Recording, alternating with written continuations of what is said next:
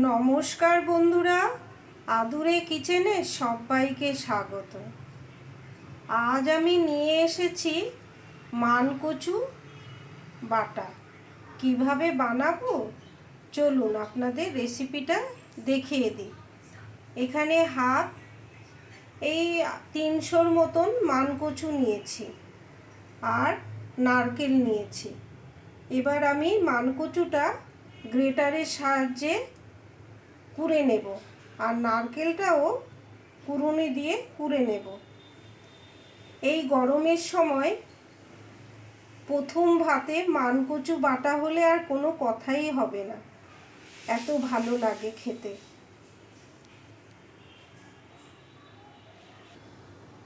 ভালো করে মানকচুটা ছাড়িয়ে নিয়েছি।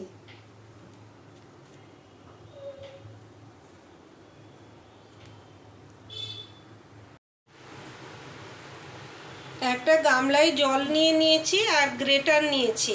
এবার মানকচুটা আমি এই গ্রেটারে কুড়ে নেব।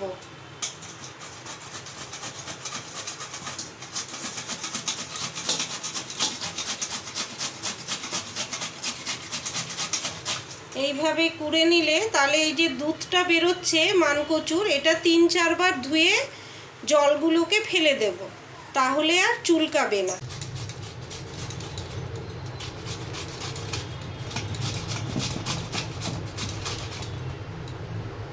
এইভাবে সব এইভাবে কোরানো হয়ে যাবে।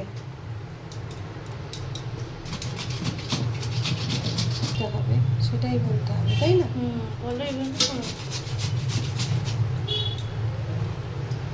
এইভাবে কুড়ে নিতে হবে।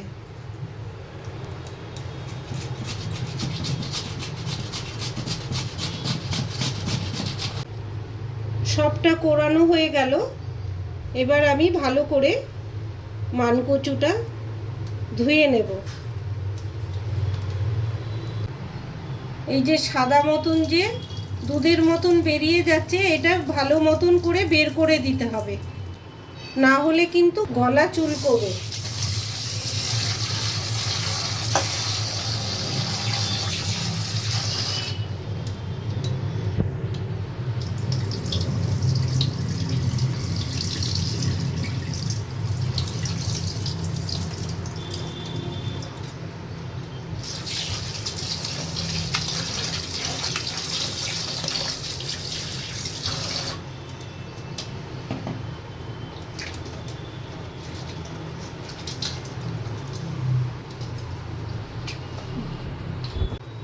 এইভাবে হাতে চিপে একটা পাত্রের মধ্যে নিয়ে নিচ্ছি।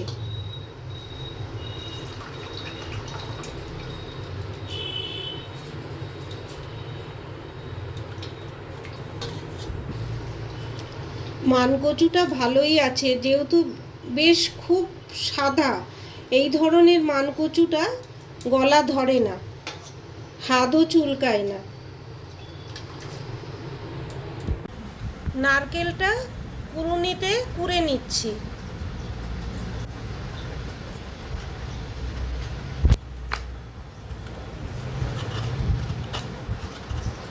নারকেলটা কোরানো হয়ে গেছে।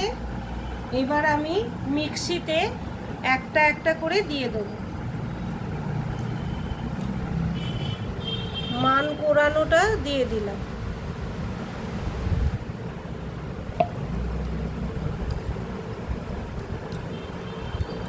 আর এই মানের মধ্যে যে উপকরণগুলো দেব, এখানে সর্ষে ধুয়ে নিয়েছি, কাঁচা লঙ্কা নিয়েছি, চিনি নিয়েছি আর নুন নিয়েছি। সব একসাথে দিয়ে দেবো মিক্সিতে।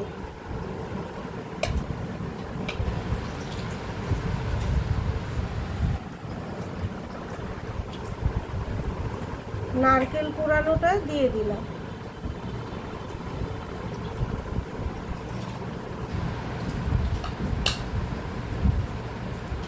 কাঁচা লঙ্কা দিয়ে দিলাম। সর্ষেটা দিয়ে দিচ্ছি।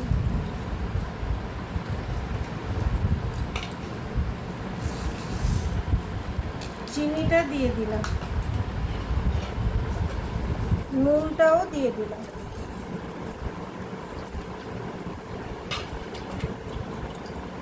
এবার মিক্সিতে পেস্ট করে নিচ্ছি।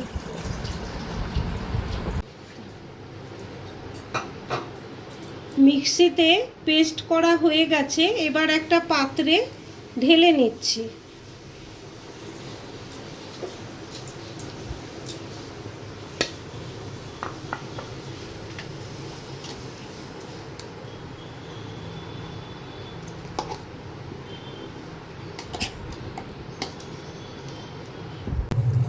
একটা পাত্রে ঢেলে নিয়েছি, কিন্তু মানকচুতে আর একটা বিশেষ জিনিস দেওয়া বাকি আছে, সর্ষের তেল, যেটাতে না দিলে স্বাদই হবে না, তাই সর্ষের তেল দিয়ে দিচ্ছি।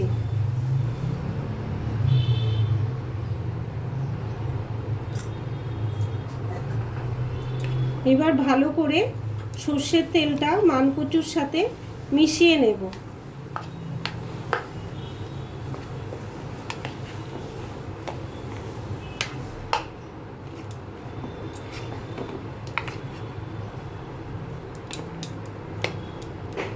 হয়ে গেল মানকচু বাটা।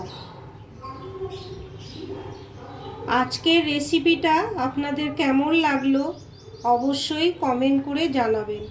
ভালো লেগে থাকলে লাইক, শেয়ার ও সাবস্ক্রাইব করে পাশে থাকবেন। ধন্যবাদ।